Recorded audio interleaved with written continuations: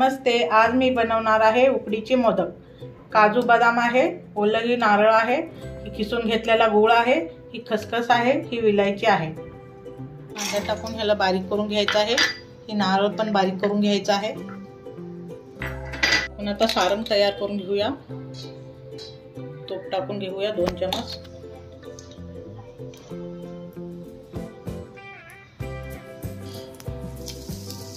खोबरं टाकून घ्यायचं आहे।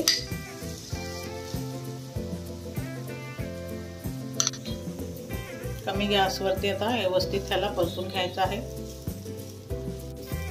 तर काजू बदामाचं हे वाटून घेतलेलं ते टाकून घ्यायचं आहे। त्यामध्ये विलायची पण टाकलेलं आहे वाटते वेळेस।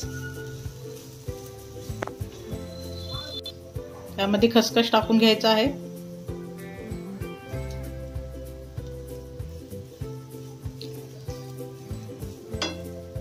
गूळ टाकून घ्यायचे आपल्या आवडीनुसार।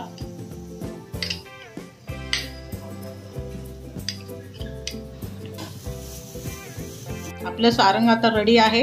गॅस बंद करायचा आहे। हे आहे या छोट्या वाटीने 1 वाटी दूध, तेवढंच पाणी टाकून घ्यायचं आहे। 1 चमच तूप टाकून घ्यायचं आहे।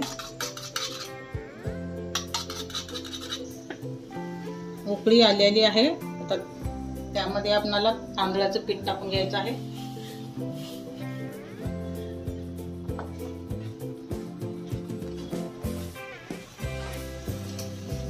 वरती ढक्कन झाकून सनी याची 5 मिनिट वाफ काढून घ्यायचं आहे।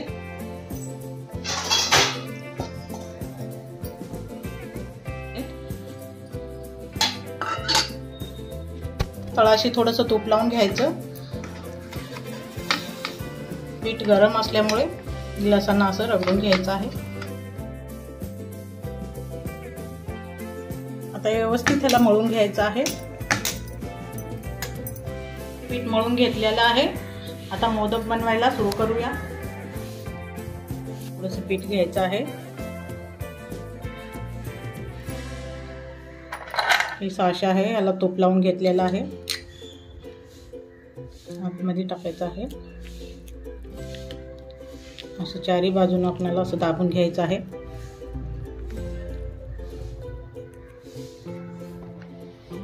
एकदम पातळ दाबून घ्यायचं आहे।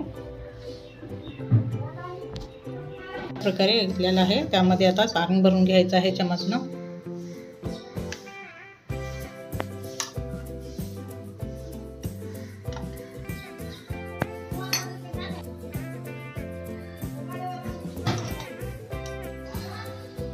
त्यानंतर हे वरचं असलेले पीठ पण असं दाबून घ्यायचं आहे।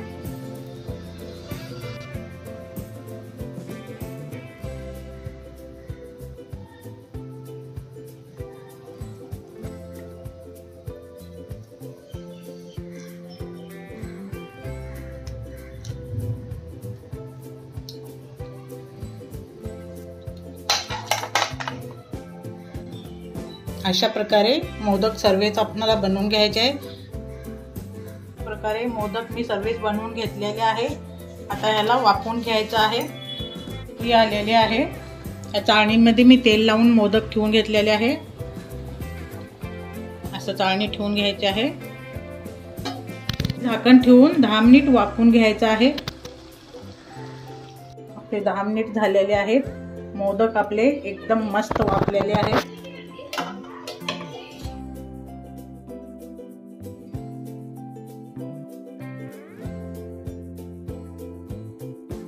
उकडीचे मोदक तयार आहेत। आवडले असेल तर एक वेळेस करून पहा, लाईक करा, शेअर करा, कमेंट करा।